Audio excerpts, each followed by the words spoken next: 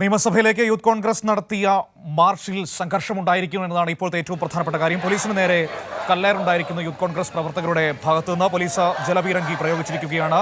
VD. Satheesan പ്രതിപക്ഷ നേതാവിന്റെ ഉദ്ഘാടന പ്രസംഗത്തിന് ശേഷമാണ് യൂത്ത് കോൺഗ്രസ് പ്രവർത്തകർ വ്യാപകമായി പോലീസിന് നേരെ കല്ലേറ് നടത്തിയത്.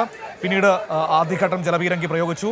അതിനുശേഷം പിരിഞ്ഞു പോകാതെ പ്രവർത്തകർ വീണ്ടും പോലീസിനെ കല്ലെറിയുന്ന ഒരു സാഹചര്യമായിരുന്നു ഉണ്ടായിരുന്നത്. ഇപ്പോൾ രണ്ടാം റൗണ്ട് ജലപീരങ്കി പ്രയോഗിച്ചിരിക്കുകയാണ്.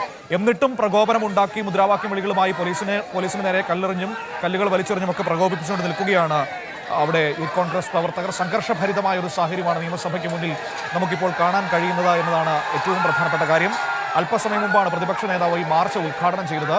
പ്രതിപക്ഷ നേതാവിന്റെ ഉദ്ഘാടന പ്രസംഗത്തിന് ശേഷമാണ് വ്യാപകമായി പോലീസിന് നേരെ കല്ലേറുണ്ടായത്. ഇതിനെ തുടർന്ന് പോലീസ് ജലപീരങ്കി പ്രയോഗിക്കുകയായിരുന്നു. എന്നാൽ ജലപീരങ്കി പ്രയോഗിച്ചതിന് ശേഷവും പിരിഞ്ഞു പോകാത്ത പ്രവർത്തകർ അവിടെ കൂടി നിന്നുകൊണ്ട് വീണ്ടും പോലീസിന് നേരെ പ്രകോപനം സൃഷ്ടിക്കുകയും കല്ലേറ് നടത്തുകയും ചെയ്തിരിക്കുന്നു.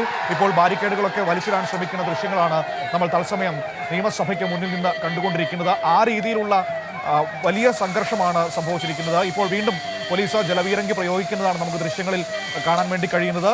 ജലപീരങ്കി പ്രയോഗിച്ചിട്ടും പിരിഞ്ഞു പോകാതെ അവിടെ കൂടി നിൽക്കുകയും ജലപീരങ്കി നിൽക്കുമ്പോൾ വീണ്ടും കല്ലേറും ബാരിക്കേഡൊക്കെ വലിച്ചിട്ട് മറിച്ചിട്ടുകൊണ്ടും പ്രകോപനം സൃഷ്ടിക്കുന്നതാണ് നിയമസഭയ്ക്ക് മുന്നിൽ നമുക്ക് കാണാൻ കഴിയുന്നത്. ആ രീതിയിൽ സംഘർഷഭരിതമായ ഒരു സാഹചര്യത്തിലേക്ക് നിയമസഭയുടെ മുൻവശം മാറിയിരിക്കുന്നു എന്നതാണ്, റോഡ് മാറിയിരിക്കുന്നു എന്നതാണ് ഈ ഘട്ടത്തിൽ നമുക്ക് പറയാൻ പറ്റുന്നത്.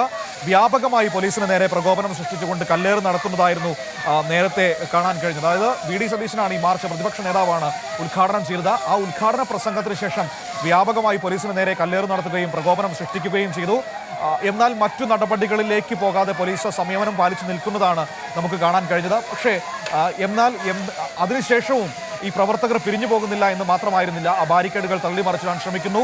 അത് കഴിയാതെ വന്നപ്പോൾ പോലീസിന് നേരെ ഈ കല്ലും വടിയുമൊക്കെ വലിച്ചെറിയുന്ന സാഹചര്യം ഉണ്ടാകുന്നു. അങ്ങനെ മനഃപൂർവ്വം പ്രകോപനം സൃഷ്ടിക്കുന്ന നടപടികൾ യൂത്ത് കോൺഗ്രസ് പ്രവർത്തകരുടെ ഭാഗത്തു നിന്നുണ്ടാകുന്നു.